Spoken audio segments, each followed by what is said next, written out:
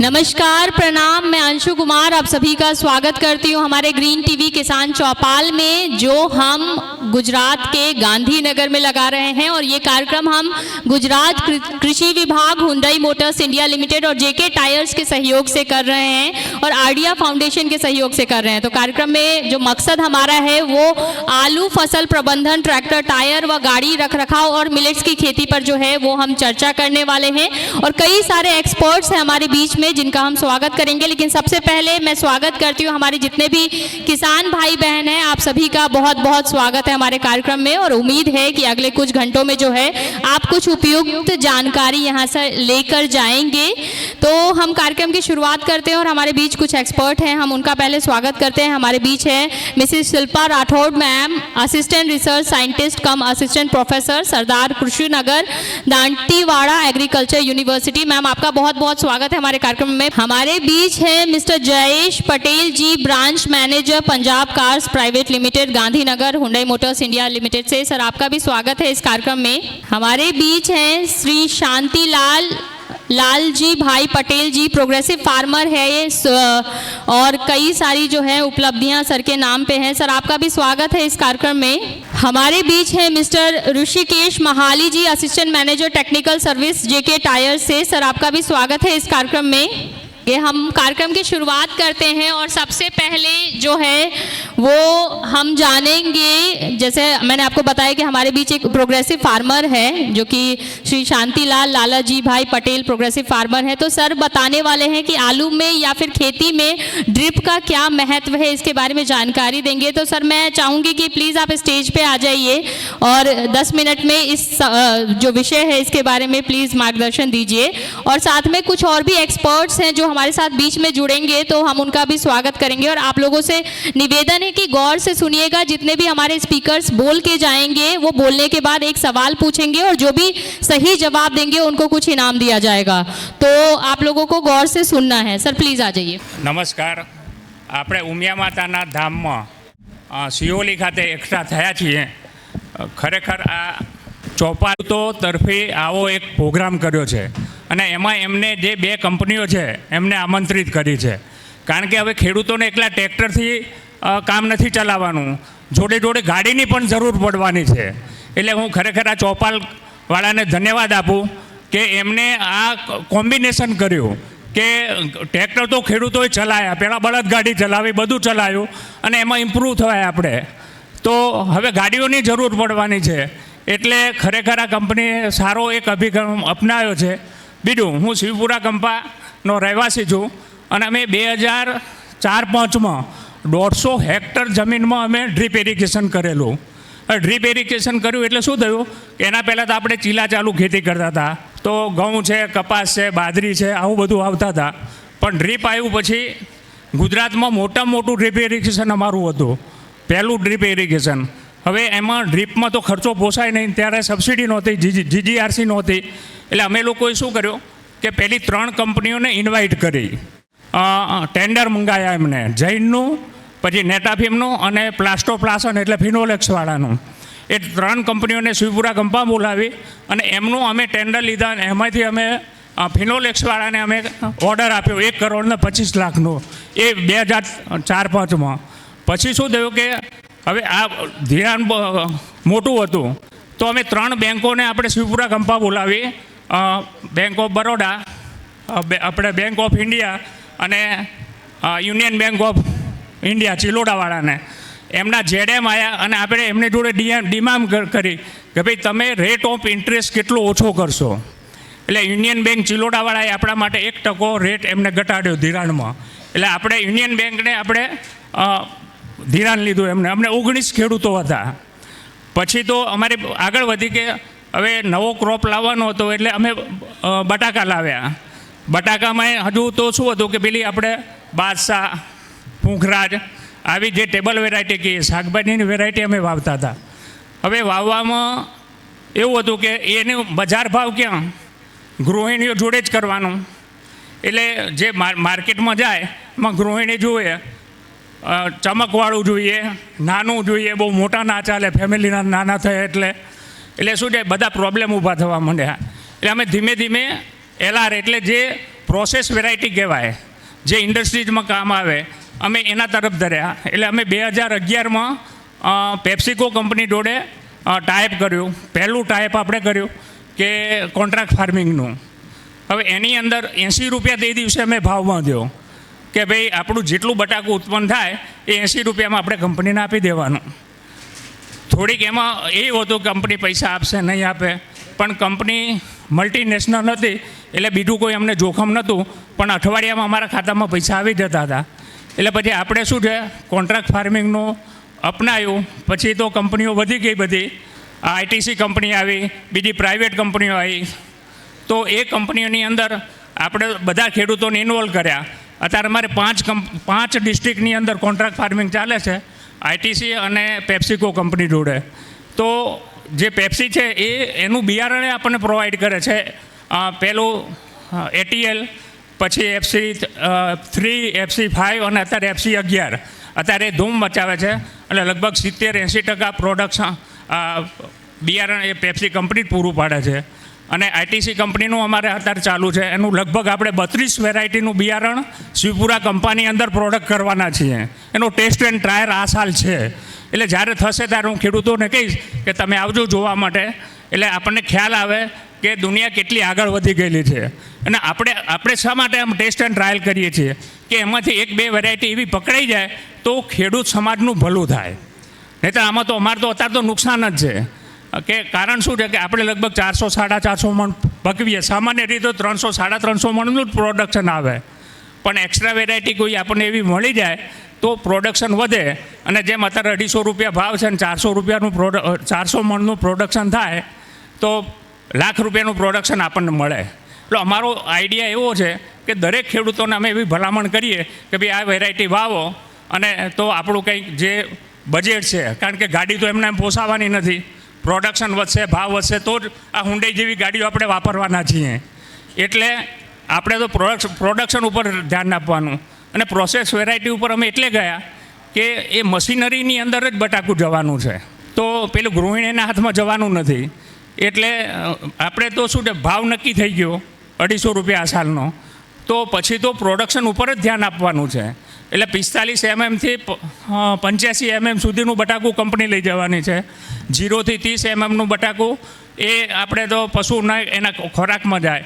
અને 30 થી 45નું જે mm બટાકું છે એ આપણે આવતી સાલના સીડ માટે આપણે સ્ટોરમાં મૂકી દઈએ છીએ.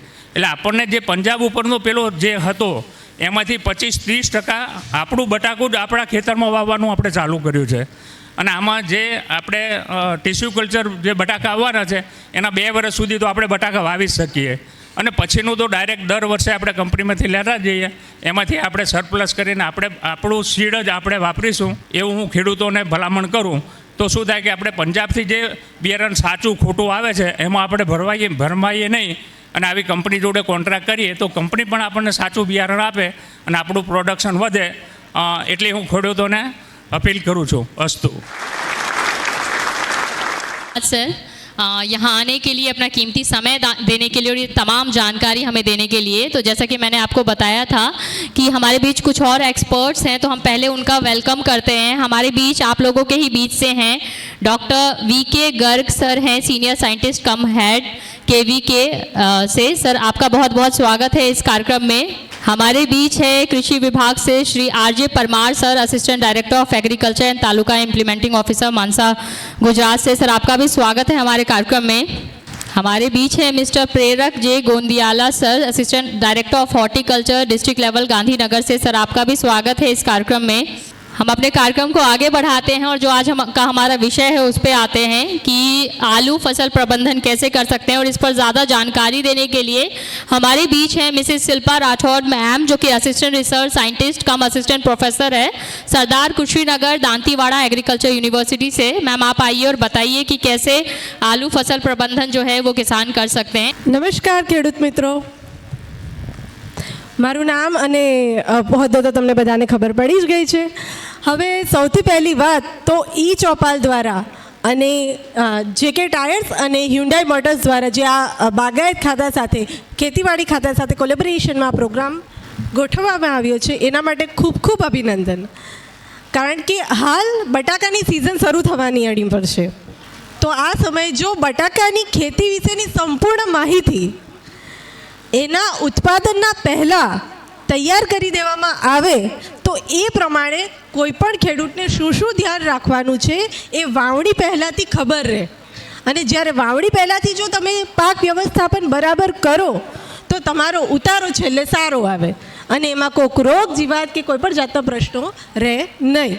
તો હવે શરૂઆત કરીએ. પ્રસ્તાવનાની વાત કરીએ તો આપણા દેશમાં જેટલા પાકો થાય છે અથવા એમ જોવા જઈએ તો આખા વિશ્વમાં જે મોટે ભાગે જે સ્ટેપલ ક્રોપ્સ કહેવાય કે જે મોટે ભાગે ખોરાકનો સૌથી મોટો ભાગ લેતા હોય તેમાં સૌથી પહેલું આવે ઘઉં, ત્યાર પછી ચોખા, મકાઈ અને ચોથો પાક આવે બટાકા.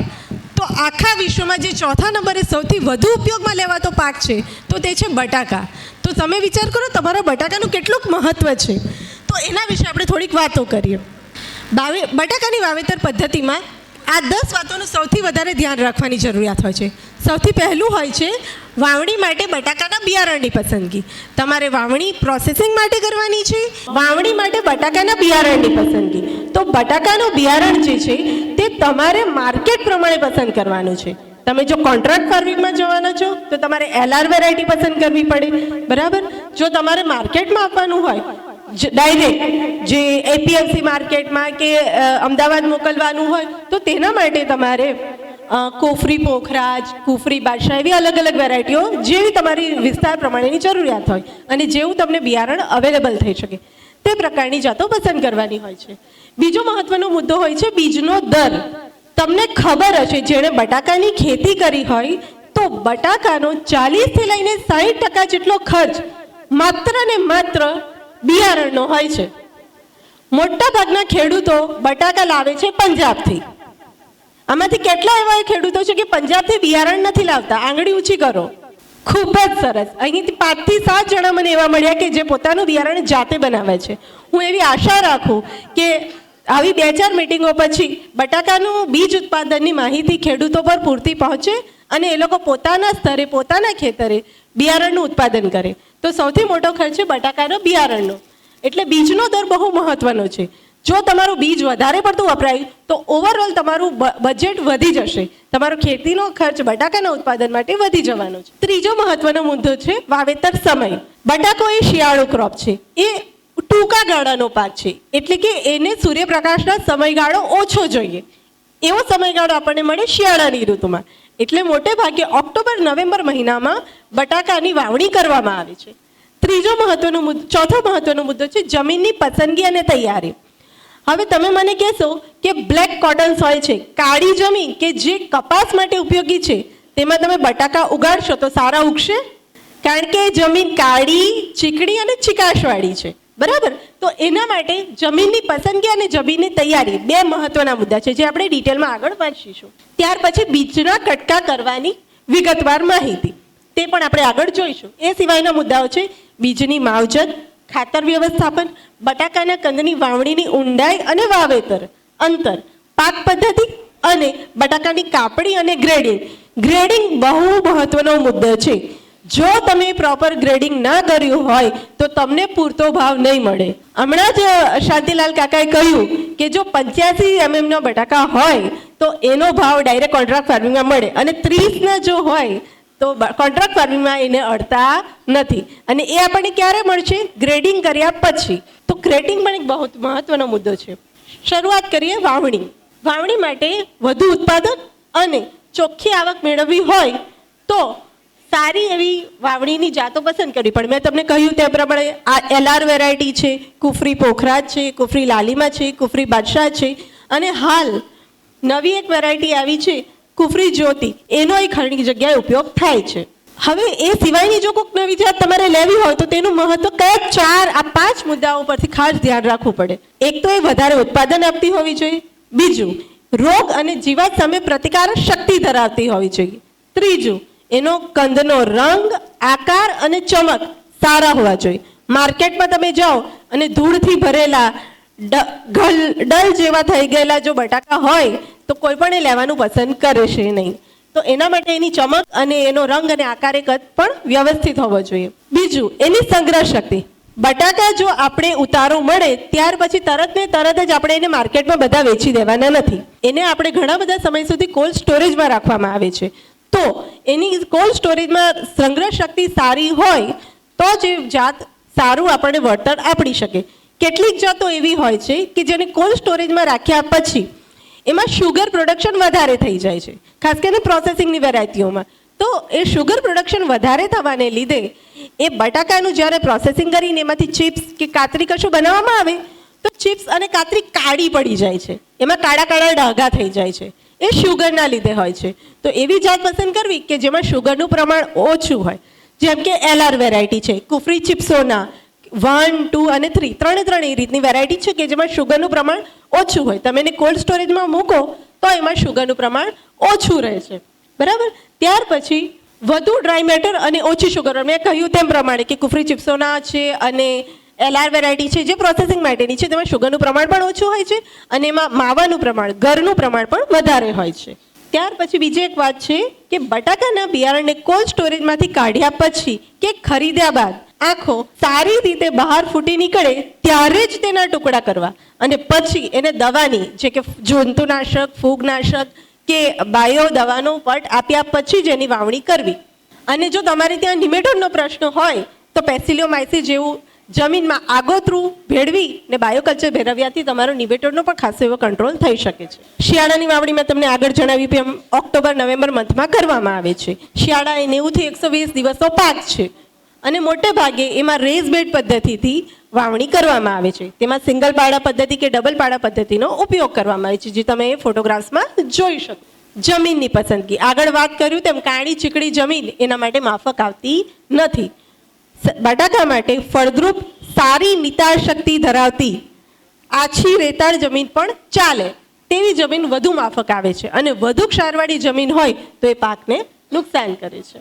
જમીનની તૈયારી, આગળની જમીનના જડિયા, મૂળિયા એ બધું દૂર કરવા માટે ઊંડી ખેડ કરી જમીનને બરાબર તપાવવી રહેશે.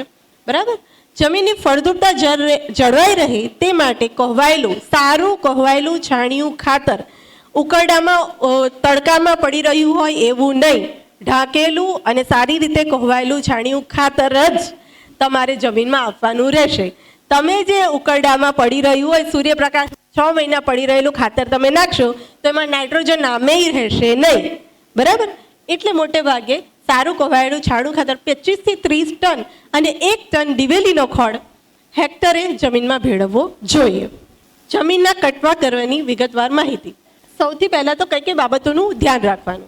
જ્યાં કંદની સાઇઝ નાની હોય તો ત્યાં આખાને આખા કંદનું જ મોટે ભાગે જે બિયારણ પહેલું ફર્સ્ટ સિઝનનું બિયારણ તૈયાર થાય છે તેમાં નાના કંદ હોય છે. તો બેઠે બેઠું એ આખું જ બિયારણ તમે જમીનમાં વાવી શકો. અને જો કંદની સાઇઝ થોડી મોટી હોય, 30-25 ગ્રામથી વધારે હોય તો તેને 2 કે 3 કે 4 જેવું કંદની સાઇઝ હોય, બટાકાની જેટલી મોટી સાઇઝ હોય તે પ્રમાણે એના ટુકડા કરવામાં આવે છે. અને 2 આંખો મિનિમમ એક કંદના ટુકડામાં રહેવી જોઈએ એ રીતે કંદના ટુકડા કરવા. બરાબર. અને દરેક ટુકડાનું વજન મિનિમમ 25 થી 30 ગ્રામ જેટલું હોવું જોઈએ. જો આ વજન 25 ને બદલે 12 કે 13 હશે તો તમારા છોડનો વિકાસ થશે નહીં, એમાંથી ઉગાવાની શક્યતા ઘટી જશે. બીજી એક મહત્વની વાત કે જો તમે આ કંદ જે કટકા કરશો તેમાં આંખનો ભાગ કપાઈ જશે કાં તો રહી જશે તો તેના લીધે એ કંદ કશું કામનું બિયારણ તરીકે રહેશે. બટાકામાં આંખો ઉગીને છોડ સ્વરૂપે વિકાસ પામે છે. આંખ એ ભાગ છે કે જેમાંથી આખું નવું છોડ તૈયાર થાય છે. એટલે આંખ કટ ન થવી જોઈએ. મિનિમમ 2 કે 3 આંખ પર કંદના ટુકડામાં આવવી જોઈએ તો જ એ તમારું બિયારણ તમને ઉપયોગમાં લઈ શકાય. એટલે ગમે ત્યાંથી ગમે તેમ મજૂર કાપે તેમ કપાવી દેવાનું નહીં. એ જ્યારે બટાકાનું બિયારણ કંદ કાપે ત્યારે હંમેશા એ વાતનું ધ્યાન રાખો કે મિનિમમ 2 થી 3 આંખો બટાકામાં રહેવી જોઈએ, નહીં તો તમારું એટલું બિયારણ નકામું જશે. બટાકાના છોડના, એ તો આપણને ખબર જ છે કે બટાકાના છોડના મૂળિયા જ્યાં સુધી નવા ના ફૂટે ત્યાં સુધી આ બટાકાનું કંદનું 25-30 ગ્રામનું જે વજન છે તેમાંથી જ છોડનો વિકાસ થશે.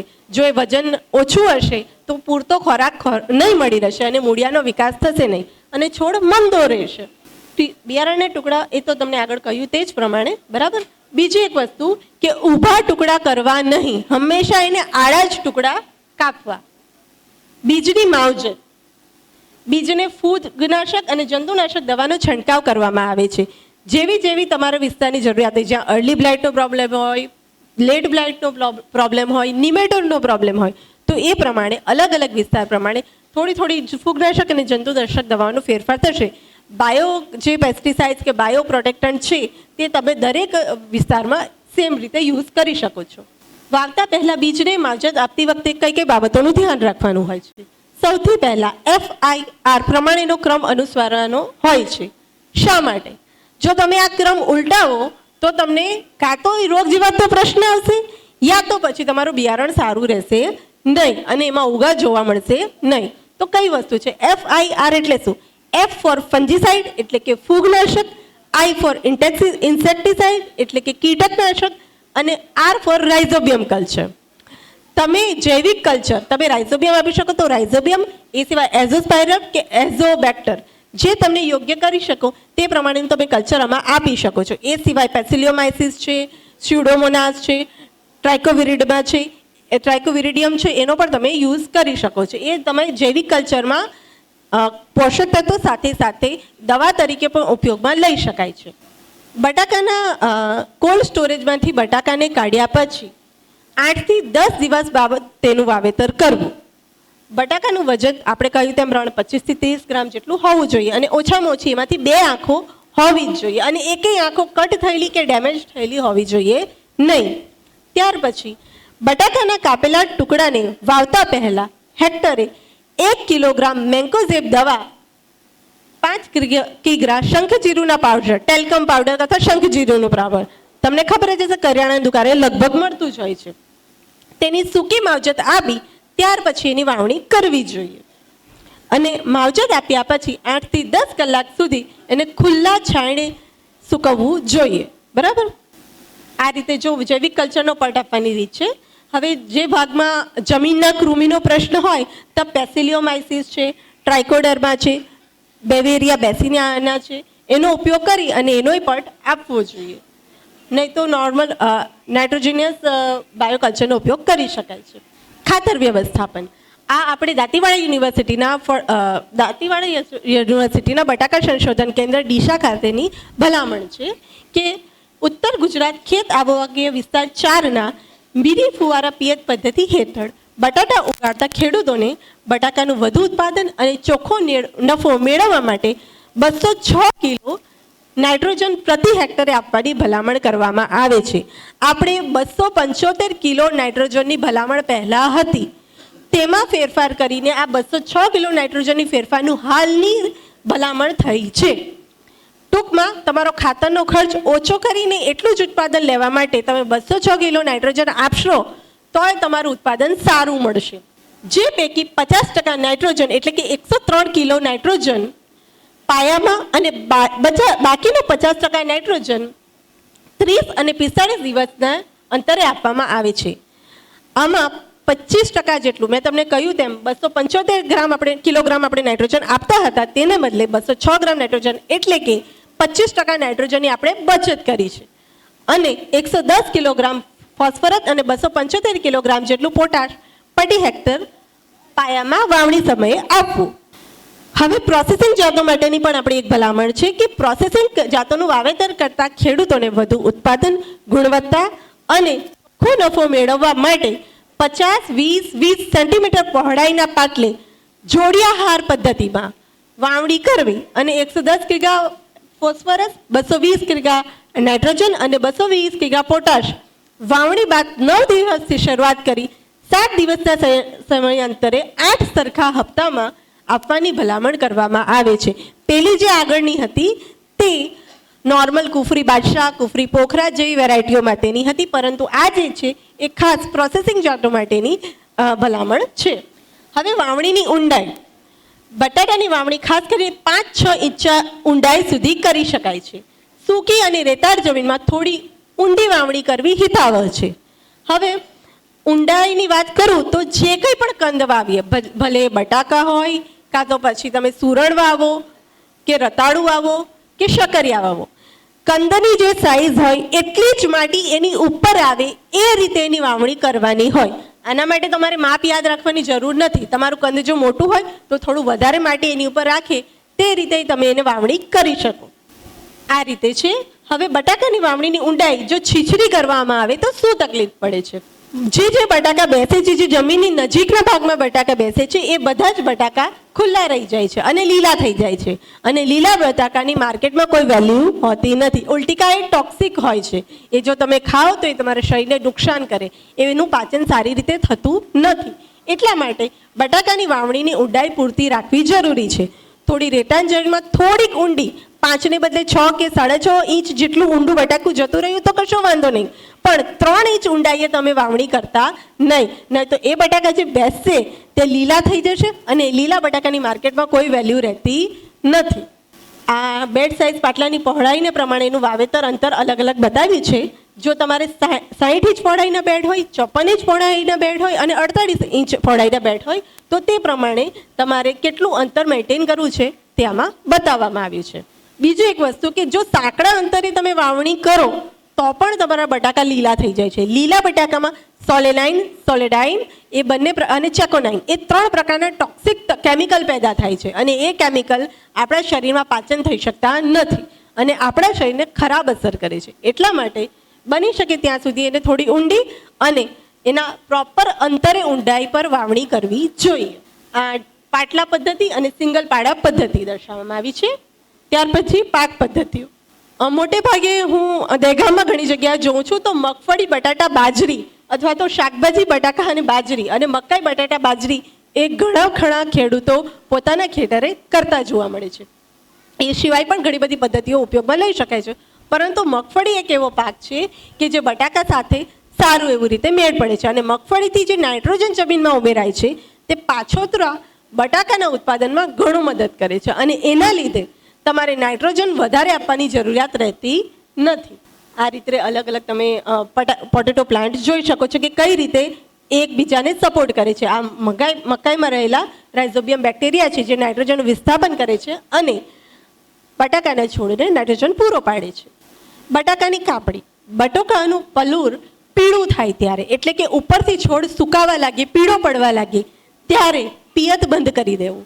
ત્યાર પછી 8 થી 10 દિવસ બાદ પલુરને ખેંચીને દૂર કરી બટાકા કાઢવા. બટાકા કાઢવા માટે હળ અથવા ટ્રેક્ટરનો પણ ઉપયોગ કરવામાં આવે છે. સૌથી મહત્વની વાત, બટાકા કાઢતી વખતે છોડલાય નહીં તેનું ધ્યાન ખાસ રાખ. ત્યાર પછી તેના નાના ઢગલા કરી તેના ઉપર બટાકાનું પલુર ઢાંકવું કે જેથી એના પર સૂર્યપ્રકાશ લાગે નહીં અને બટાકા લીલા પડે નહીં. બીજા દિવસે સવારે બપોર પહેલાં ખેતરમાં ઝાડ નીચે ખેતરના બધા જ ઢગલાઓ ભેગા કરવા અને છોલેલા, કપાયેલા કે લીલા બટાકા ગ્રેડિંગ કરીને દૂર કરી દેવા. એ જ સમયે સાથોસાથ જો તમે ગ્રેડરથી એની સાઇઝ પ્રમાણે બટાકાને અલગ અલગ કરી દીધા હોય તો તમારે માર્કેટમાં એની વેલ્યુ વધારે સારી મળે. આ જો આ બટાકાનું આ રીતે હાર્વેસ્ટિંગ થઈ રહ્યું છે ડિગરની મદદથી અને આ રીતે એનું સોર્ટિંગ એટલે કે સોર્ટિંગ અને ગ્રેડિંગ કરવામાં આવે છે જેમાં ખરાબ બટાકાઓ દૂર કરવામાં આવે છે. હવે બીજ ઉત્પાદન. મેં કહ્યું તેમ પ્રમાણે અત્યારે જેટલા 200 ખેડૂતો છે એમાંથી 5 થી 7 ખેડૂતોએ એમ કહ્યું કે પંજાબથી બટાકા લાવતા નથી. મેં એવી આશા રાખું છું કે એ બટાકા પોતાને ત્યાં બીજ ઉત્પાદન કરતા હશે અને બાકીના ખેડૂતો માટે બીજ ઉત્પાદન કઈ રીતે કરવું તેની માહિતી હું તમને અહીં પ્રોવાઈડ કરું છું. ગુજરાતની જમીન તો બટાકાના વાવેતર માટે સારી છે. સિદ્ધપુર નદીનો આખો જે તટ પ્રદેશ છે જે હાલ સારી રીતે બટાકાના ઉત્પાદન માટે ઉપયોગમાં લેવાય છે. તે રીતે દહેગામ, સાબરકાંઠા અને બનાસકાંઠાના ઘણા વિસ્તારોમાં સારું એવું એનું ઉત્પાદન થાય છે. સૌથી વધારે ખર્ચ 40 થી 45% જેટલો ખર્ચ બીજ પાછળ થાય છે. મેં તમને આગળ કહ્યું તેમ તંદુરસ્ત વાયરસ મુક્ત બીજ ઉત્પાદન કરવું અને બીજ મળવું એ બટાકાના ઉત્પાદન માટેનું સૌથી મહત્વનું, સૌથી ઉપયોગી શરત છે.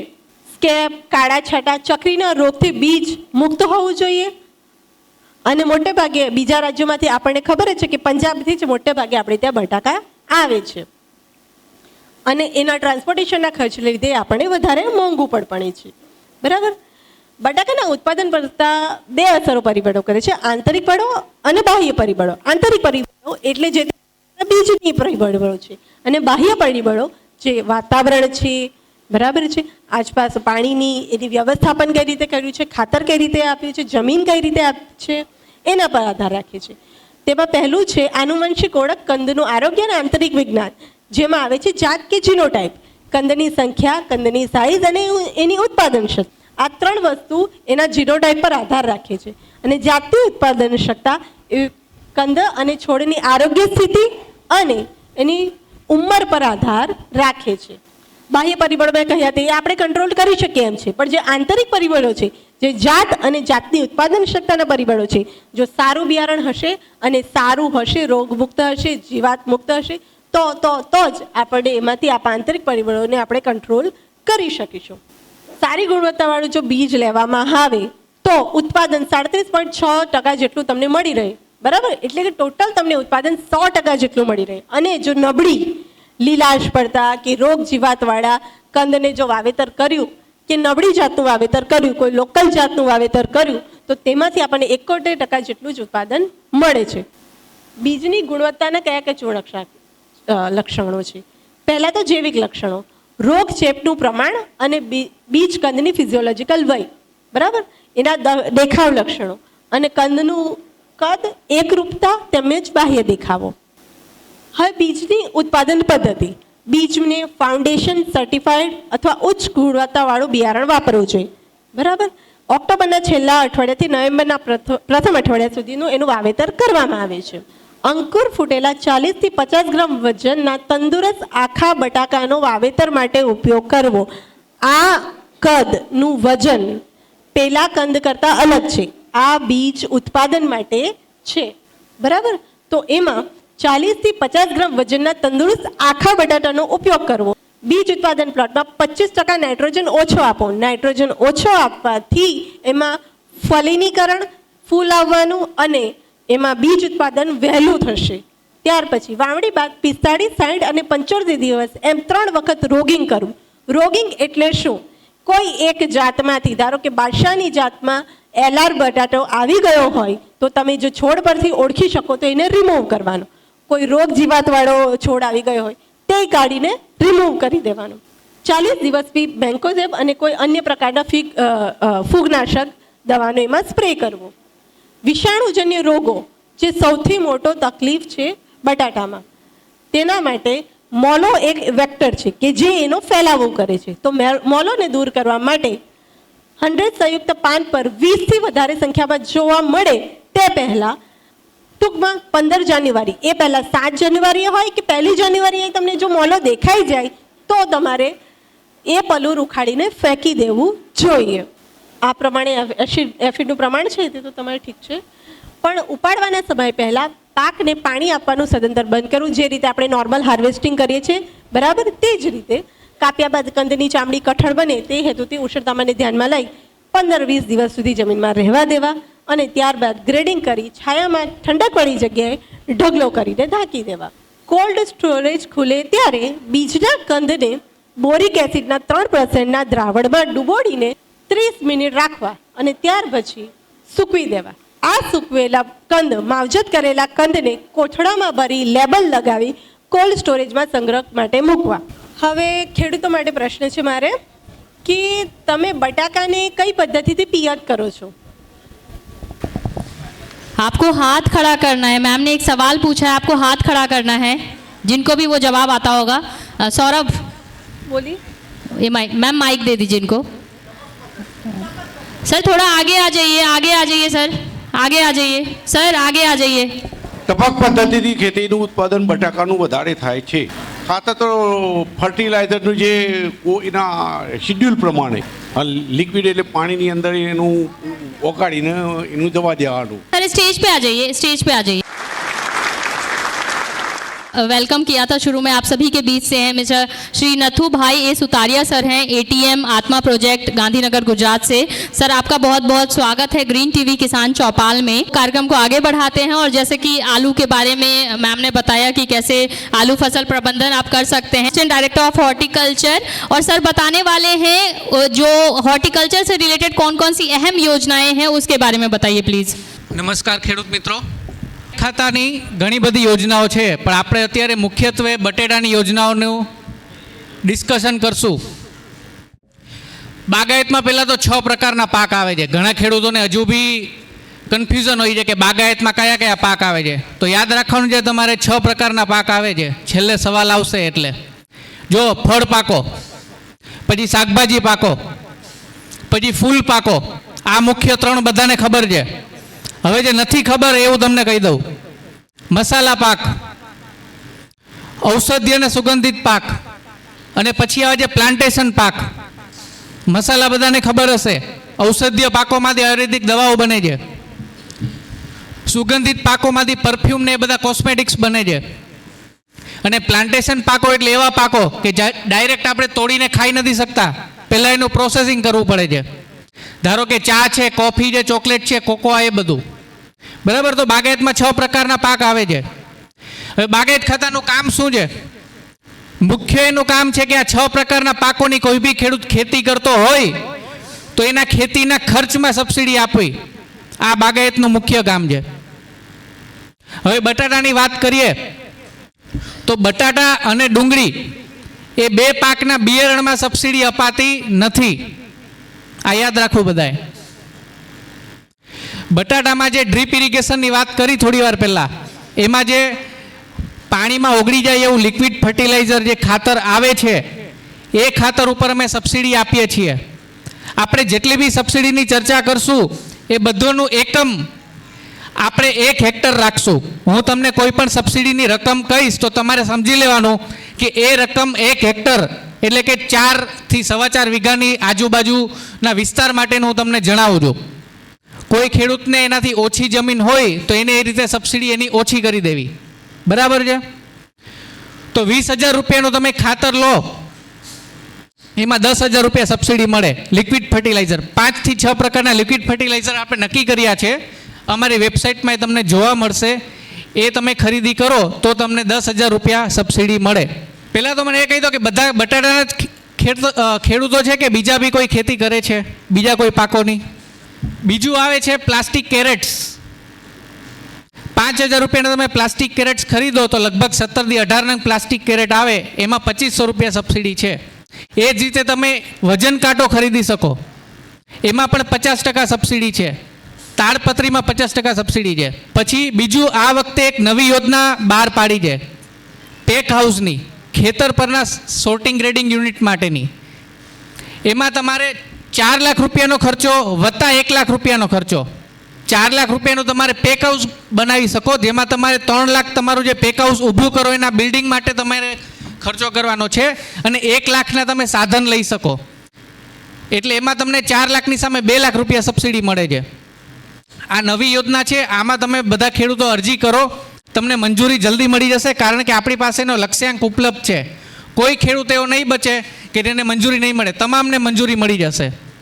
કારણ કે પેક હાઉસ માટેની બહુ ઇન્ક્વાયરી હોય છે, પણ ખેડૂતો એવું બોલે છે કે મારે ગોડાઉન બનાવવું છે, એ રીતે ઇન્ક્વાયરી કરવા આવતા હોય છે.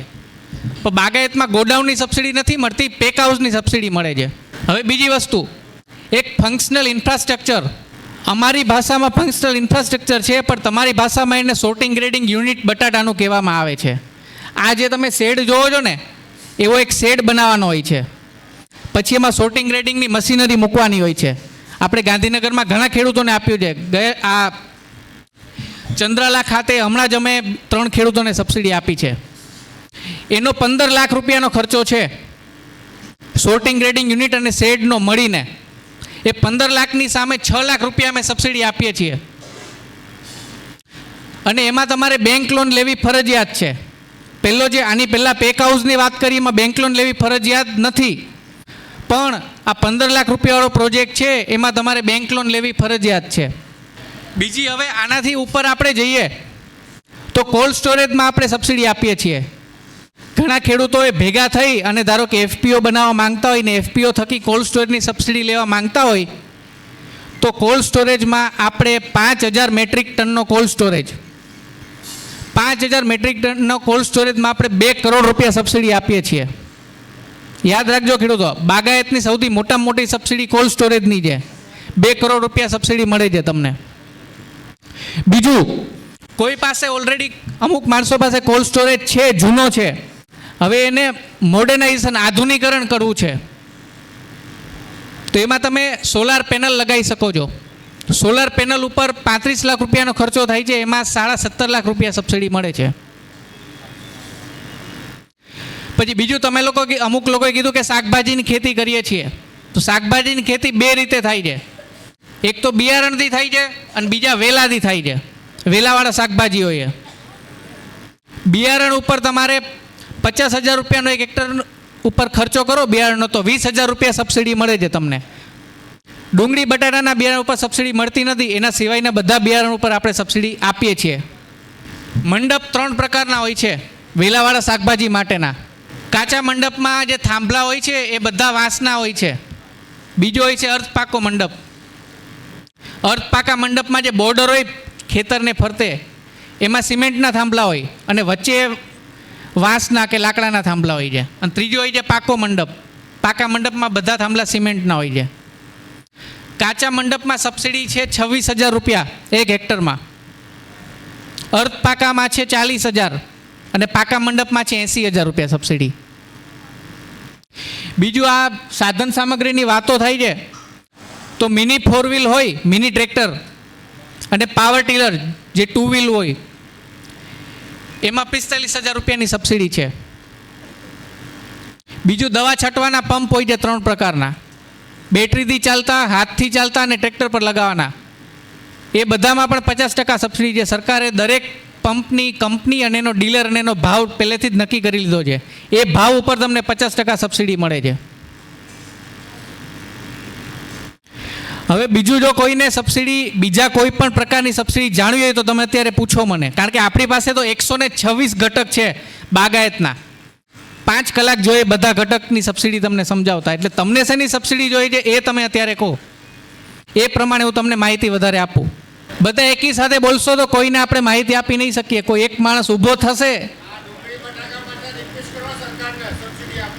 જો આપણે વાત સાચી તમારી, પણ આપણે જે અત્યારે સબસિડી આપણે આપીએ છીએ એમાંનું તમારે મને કહેવાનું છે, પૂછવાનું છે. હા, ચોક્કસ કરાવશું. બટાટાની તો જે આ વખતે પેલી સબસિડી સરકારે જાહેર કરી હતી, ખાસ કિસ્સામાં જેને ફોર્મ ભર્યો છે એ લોકોને કદાચ મળી ગઈ હશે ને જેને નથી મળી એને દિવાળી સુધીમાં મળી જવાની છે. આપણે જે 1 કિલો ઉપર 1 રૂપિયા જાહેર કરી હતી ને એ વાળી, એ જ રીતે ડુંગળીની બી જાહેર કરી હતી આ વખતે સૌરાષ્ટ્રમાં ને જ્યાં ડુંગળીનું વધારે ઉત્પાદન થાય છે ત્યાં.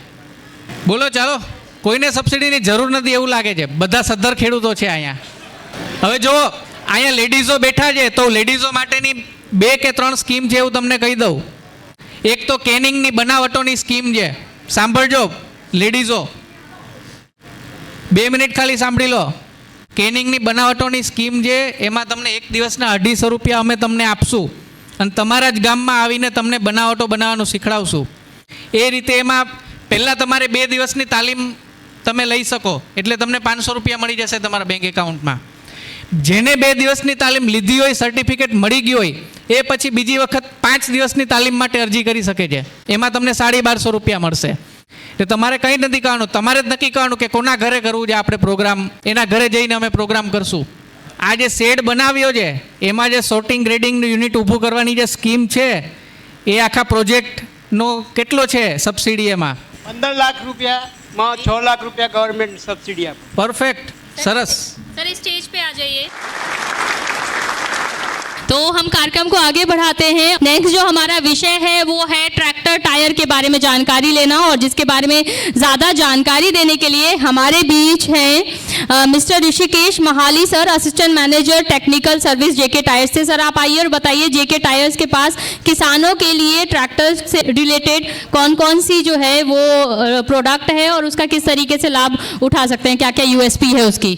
नमस्कार किसान मित्रों.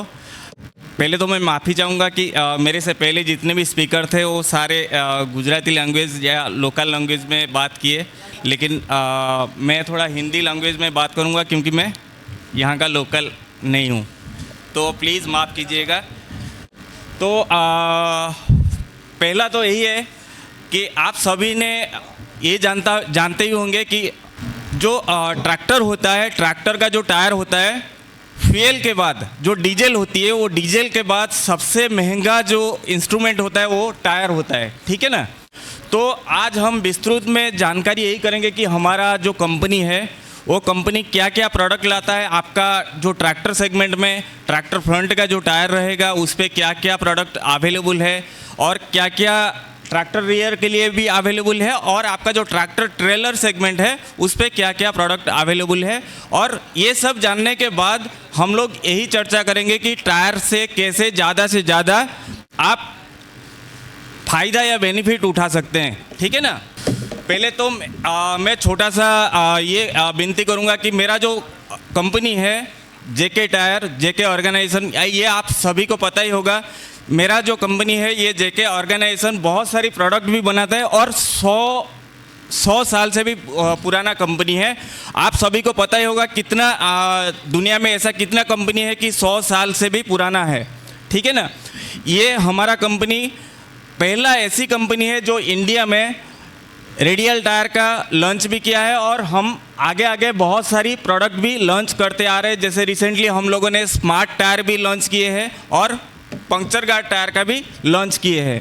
ऐसे ही हमारा प्रोडक्ट के अंदर जेके टायर भी है, जेके लक्ष्मी सीमेंट है, जेके सीड्स है और रेमंड ब्रांड, ये सारे के सारे हमारे ब्रांड के अधीन है। ठीक है। तो अगर मैं बात करूँ सम हाईलाइट कि हमारा जो प्रोडक्ट है पूरा दुनिया भर में एक्सपोर्ट भी हो रहा है, और इंडिया में अगर आप बात किया जाए सारे के सारे OEMs से, फॉर एग्जांपल आपका जो मेसी है, आपका महिंद्रा है, महिंद्रा ट्रैक्टर, ये सारे जगहों में आपका जो OEMs में सबसे ज़्यादा जो सप्लाई है हमारा ही टायर में मांग है। ये हमारा कैरियर ग्राफ है। ये हमारा जो कंपनी का जो धीरे धीरे करके जो ग्रोथ किया है उसका हम लोगों ने दिखाया कि कैसे हमने रेडियल टायर बनाया। रेडियल टायर बना के हमने 10 मिलियन जो टायर पहला रेडियल सेगमेंट का जो टायर है हम लोगों ने लॉन्च किए थे। और उसके बाद जो लेटेस्ट इनोवेशन है वो हमारा स्मार्ट टायर है, जिसके ज़रिए आप लोग आपके गाड़ी का जो फ्रंट का टायर, जैसे हुंडई क्या TPMS सिस्टम होती है, वो TPMS सिस्टम आप लोगों ने शायद ज़्यादा अच्छा से जानकारी दे पाएंगे। जो इस पे क्या होती है, जो स्मार्ट टायर है हमारे पास एक वाल्व रहता है, वो वाल्व के अंदर हम लोगों ने वो TPMS सिस्टम को मॉडिफाई किया है या डेवलप किया है, जिसको आपने यूज़ करके आपके मोबाइल के थ्रू आप जान सकते हैं कि आपका टायर में फ्रंट में कितना हवा है और पीछे की साइड पे कितना हवा है। तो हमारा अगर मैन्युफैक्चरिंग प्लांट की बात करूँ, मैन्युफैक्चरिंग प्लांट हमारा कांकरोली में पहला प्लांट है, दूसरा हमारा MP में है, तीसरा चेन्नई प्लांट है, और चौथा ऐसे ही करके हमारे पास 7 मैन्युफैक्चरिंग प्लांट है। और हमारा जो इनोवेशन सिस्टम जो R&D सेंटर है वो हमारा मैसूर में अवेलेबल है। ये छोटा मोटा रहा हमारा ऑर्गेनाइजेशन के बारे में। देन अगर मैं बात करूँ सोना वन, हमारा जो प्रोडक्ट रेंज रहेगा सोना वन एक ऐसी प्रोडक्ट है जो ट्रैक्टर फ्रंट में भी आपको अवेलेबल मिल जाएगा और ट्रैक्टर रियर का जो टायर रहेगा उस पर भी आपको मिल जाएगा। ये आप देख पा रहे होंगे ट्रैक्टर सोना रेंज में आप ट्रैक्टर फ्रंट का भी टायर देख पा रहे हैं, और सोना वन जो ट्रैक्टर रियर का रहेगा उस रेंज में आपको मिल जाएगा। दूसरा रहेगा जो ट्रैक्टर रियर रहेगा, ट्रैक्टर रियर में आपको ये सारी सोना वन जो रहेगा मिड रेंज का टायर रहेगा। मिड रेंज मीन्स थोड़ा सा इकोनॉमी रहेगा। उसके बाद हम लोगों ने प्रीमियम रेंज को जाएंगे। देन इसका अगर साइज़ की बात करूं तो 12/4/28, 13/6/28 ये सारे साइजेस में भी आपको अवेलेबल हो जाएगा। ट्रैक्टर फ्रंट की अगर बात किया जाए तो 616, 650, 750, 16 ये सारे रेंज में आपको प्रोडक्ट अवेलेबल हो जाएगा। ये फ्रंट का टायर देख पा रहे हैं और फ्रंट का टायर में सोना वन है। सोना वन में आपको जो ग्रिप है, आपका जो स्टीयरिंग करने का जो कैपेसिटी है ये सबसे बेस्ट देता है कंपेयर टू कंपटीशन। अगर OEM प्रेजेंस की बात करूँ तो सारे ट्रैक्टर सेगमेंट में मेरे पास महिंद्रा है अवेलेबल, टाफे है, एस्कर्ट्स है, जॉन डियर है, कैप्टन है, सोनालिका है। ये सारे जगह पे हम लोग टायर को सप्लाई करते हैं आज ए OEM। देन अगर प्रीमियम रेंज की बात करूँ, जैसे वहाँ पे हम लोगों का जो डिस्प्ले में लगा हुआ है श्रेष्ठ टायर है, वो श्रेष्ठ टायर हमारा प्रीमियम रेंज का प्रोडक्ट है। और श्रेष्ठ में क्या होती है कि आपको एक स्टेप लॉक टेक्नोलॉजी का सिस्टम मिलता है। जैसे स्टेप लॉक होती है आप अगर वहाँ गए होंगे, हमारा स्टॉल में गए होंगे, तो वहाँ आपको उसका जो डिज़ाइन है वो डिज़ाइन से पता चल जाएगा कि इसका ये इंडिया में पहली बार लॉन्च हुआ है। उसका 2 स्टेप में हम लोगों ने डिज़ाइन किया है। पहला स्टेप रहेगा, पहला स्टेप जाने के बाद दूसरा स्टेप आएगा, और इसका बेनिफिट ये रहता है कि जो आपका जो ट्रैकिंग है, आपका जो स्लिपेज होती है ट्रैक्टर खेतर में जाने के टाइम पे, वो चीज़ें कम होती है और आपको लाइफ देती है, और ये बहुत अच्छा परफॉर्मेंस भी दे देता है। श्रेष्ठ का रियर का ये सारे यूएसपी है।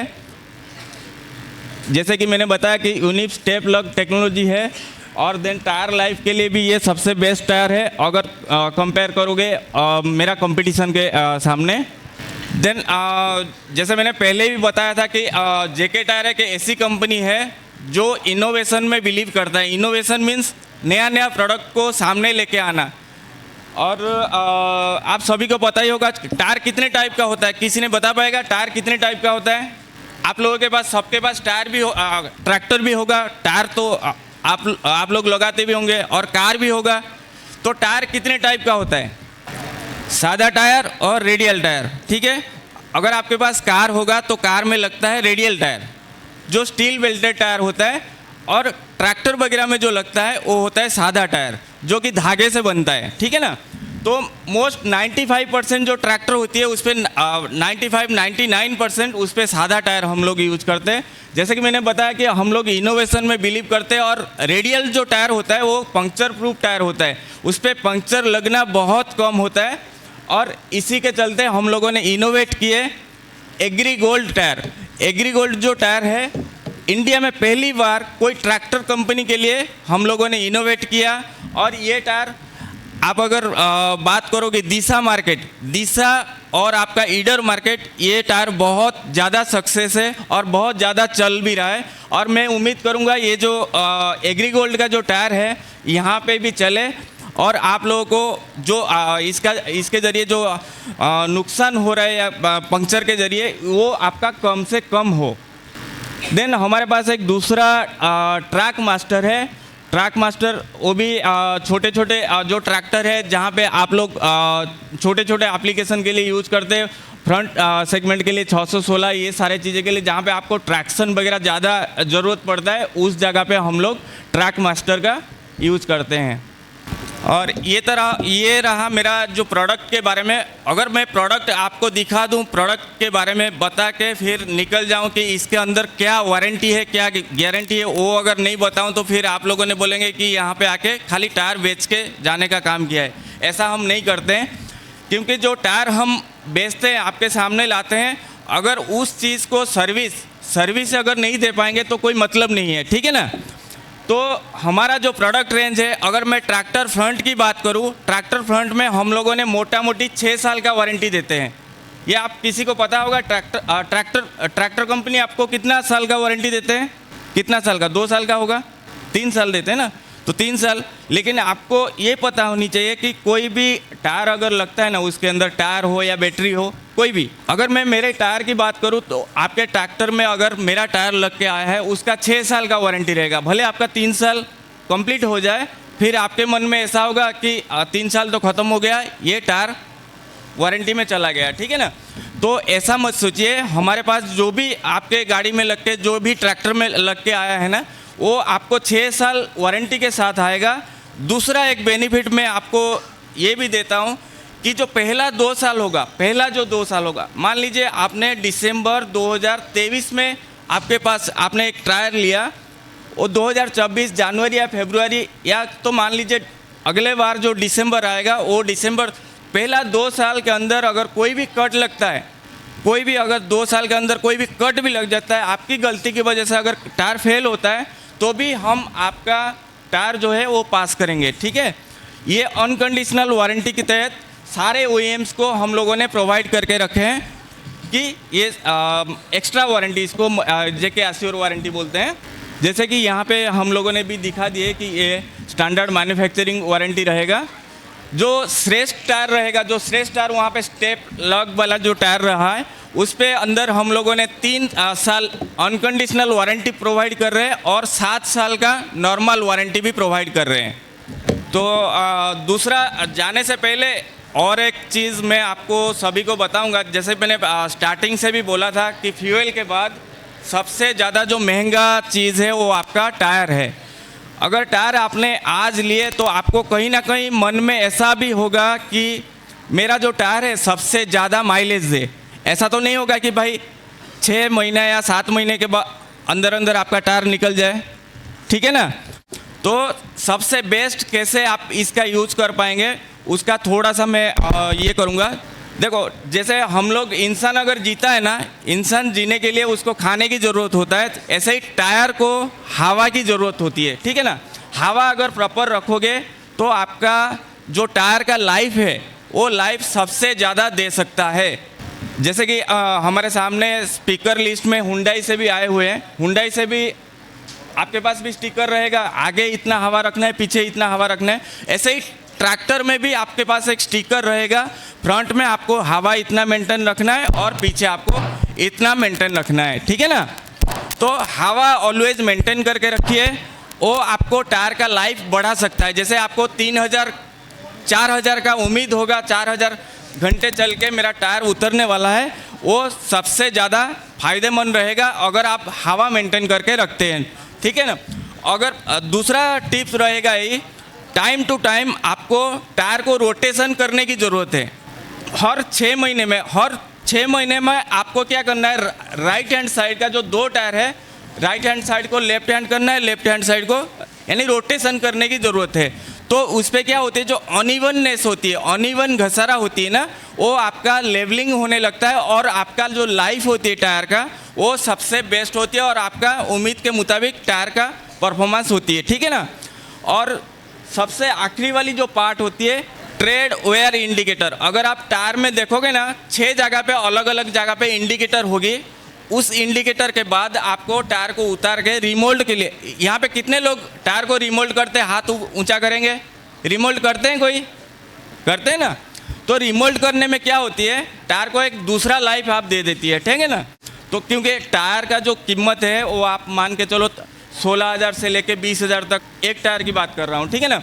तो 16 अगर आप रिमोल्ड करते हैं, कहीं ना कहीं आप उसके अंदर दोबारा जान दे रहे हो वो टायर को, ठीक है ना। तो मेरा रिक्वेस्ट यही रहेगा सभी को कि टायर को स्क्रैप करने से अच्छा है आप लोग रिमोल्ड भी करिए और हवा, प्रेशर और रोटेशन को ध्यान रखिए, ठीक है। Thank you very much. अच्छा, मैंने जैसे पहले बताया कि हमारा टायर में वारंटी कितने साल का है, नॉर्मल वारंटी कितने साल का है? 7 साल की वारंटी है, नॉर्मल 2 साल की। 7 साल का। सर आ जाइए, स्टेज पे आ जाइए। तो नेक्स्ट मैं कार्यक्रम को आगे बढ़ाती हूँ और हमारे बीच नेक्स्ट हैं श्री आरजे परमार सर हैं, assistant director of agriculture. Sir आ रहे हैं और सर बताने वाले हैं कुछ कृषि की जो एग्रीकल्चर से रिलेटेड कुछ महत्वपूर्ण योजनाओं के बारे में।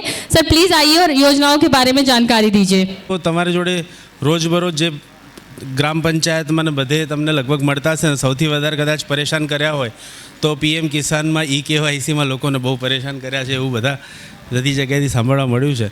પીએમ કિસાન સન્માન નિધિમાં જે રાજ્ય સરકાર ને કેન્દ્ર સરકારે જે મહેનત કરી છે કે 2-2 હજારના 3 હપ્તા વાર્ષિક 6,000 રૂપિયા ખેડૂતના ખાતામાં ડાયરેક્ટ, અત્યાર સુધી આવી કોઈ સ્કીમ નથી કે ડાયરેક્ટ ખેડૂતના ખાતામાં આપણે પૈસા આપીએ। આ એક સ્કીમ માનનીય નરેન્દ્ર મોદી સાહેબે જે ખેડૂતનું ધ્યાન રાખ્યું છે અને તે સિઝનની પહેલાં એનો ખર્ચો તૈયાર કરે એના માટે આપણે 6,000 રૂપિયા તબક્કાવાર 2-2 હજારના 3 હપ્તા જે આપે છે એ પીએમ કિસાન સન્માન નિધિ જે છે એમાં જેટલા પણ ખેડૂતના કુટુંબની સંખ્યામાં ગણીએ તો પતિ પત્ની અને 18 વર્ષની નીચેનું જે બાળક છે એ એક કુટુંબ ગણાય છે અને કુટુંબ દીઠ વાર્ષિક 6,000 રૂપિયા ખેડૂતના ખાતામાં ડાયરેક્ટ આપે છે। આ કિસાન સન્માન નિધિમાં આપણે KYC જેનું બાકી હોય એનું જલ્દીથી પૂર્ણ કરાવીને આપણે આમાં સહભાગી બનીએ એટલે આપણે થોડુંક આર્થિક તંગીમાંથી 6,000 રૂપિયા એટલે કંઈ બહુ મોટી વસ્તુ નથી, પણ એના તમારી ઇનપુટ કિટ જે તમારે લેવી હોય એમાં થોડી ઘણી તમને સહાયતા મળી શકે છે। ખેતીવાડીની યોજનાઓ આપણે જણાવીએ તો ખેતીવાડીની યોજનાઓ 2 પ્રકારની હોય છે। એક છે જે સહાય કાપીને તમને વસ્તુ આપે, ધારો કે તાડપત્રી છે, સ્પ્રે પંપ છે, એવી વસ્તુઓ તમે લો છો તો એમાં 50% જે સહાય છે એ કાપીને જ તમને ઇનપુટ આપવામાં આવે છે. બીજી જે યોજનાઓ આપણે કહીએ એ વ્યક્તિગત ખેડૂતને લાભ આપતી યોજનાઓ છે, જેમાં તમે ટ્રેક્ટર ગણો કે પછી રોટાવેટર ગણો, સીડ ડ્રીલ ગણો કે પોસ્ટ હાર્વેસ્ટ ટેકનોલોજીના કોઈ પણ સાધનો ગણો, એ બધામાં તમારે અરજી કરવાની રહે છે. અરજી કર્યા પછી તમારે નિયત સમયની અંદર એની ખરીદી કરીને બિલ રજૂ કરવા રહે છે. એ બિલ રજૂ કર્યા પછી તમને તમારા ખાતામાં ડાયરેક્ટ તમારે એની સહાય તમને મળે છે. હવે આપણે જે અરજી કરીએ છીએ એ આઈ ખેડૂત પોર્ટલ મારફત જ કરવાની હોય છે. આઈ ખેડૂત પોર્ટલ ટૂંક સમય માટે ખોલવામાં આવે છે અલગ અલગ ઘટક માટે. અત્યારે આ વખતે કિસાન માલ પરિવહન યોજના જે છે, કિસાન માલ પરિવહનમાં 35% કાં તો 75,000 બેમાંથી જે ઓછું હોય એની તમને સહાય મળે છે. કિસાન માલ પરિવહનમાં આપનો જે ધારો કે બટાકાનું ઉત્પાદન થયું છે અને તમારે બીજા કોઈ માર્કેટ યાર્ડ સુધી લઈ જવું હોય, એના માટે તમારે પિકઅપ કે એવી કોઈ સાધનની જરૂરિયાત હોય તો એમાં સરકાર 75,000 સુધીની સહાય આપે છે. અને અત્યારે અરજી કરવાનું ચાલુ છે. આઈ ખેડૂત પોર્ટલ 4 નવેમ્બરથી 4 ડિસેમ્બર સુધી માલ પરિવહન યોજના માટે ખુલ્લું રાખવામાં આવેલું છે. તો આપ સૌ ઈચ્છતા હોય તો એને અરજી કરી લેવી, કારણ કે 4 ડિસેમ્બરે એની અરજીઓ બંધ થઈ જશે. આ વખતે એવું છે કે આ વખતે જેટલી પણ યોજનાઓ આપણે આઈ ખેડૂત પોર્ટલ પર લાયા છે એ બધી વહેલા તે પહેલાંના ધોરણે જ લાયા છીએ. એટલે ધારો કે 100 લોકોને સહાય આપવાની હોય તો 100 જ અરજી થશે, એનાથી વધારે અરજી નહીં થઈ શકે. એના માટે વહેલા તે પહેલાંના ધોરણે આપ જેવું પોર્ટલ ખુલે આપ અરજી કરી શકો છો. આઈ ખેડૂત પોર્ટલ પર અરજી કરવા માટે તમારે જરૂરિયાત શું વસ્તુની પડે છે? તો સૌપ્રથમ આપણે એક આપનો 8A ઉતારો જોઈશે. બીજું આધાર કાર્ડ જોઈશે. આધાર કાર્ડ જોડે લિંક હોય એવો મોબાઈલ જોઈશે, જેનાથી તમારે ઓટીપી રિસીવ કરવા માટે અને તમારી અરજી જે છે મંજૂર થઈ ગઈ છે એના મેસેજો પણ તમને મોબાઈલમાં આવે. એટલે એક રજિસ્ટ્રેશન માટેનો મોબાઈલ, એક આધાર કાર્ડ, બેંકની પાસબુક અને આપનો 8A ઉતારો, આ બધી સાધનિક કાગળો જે સામાન્ય તમને ઇઝીલી અવેલેબલ થાય એવા સાધનિક કાગળો તમારે જોઈશે.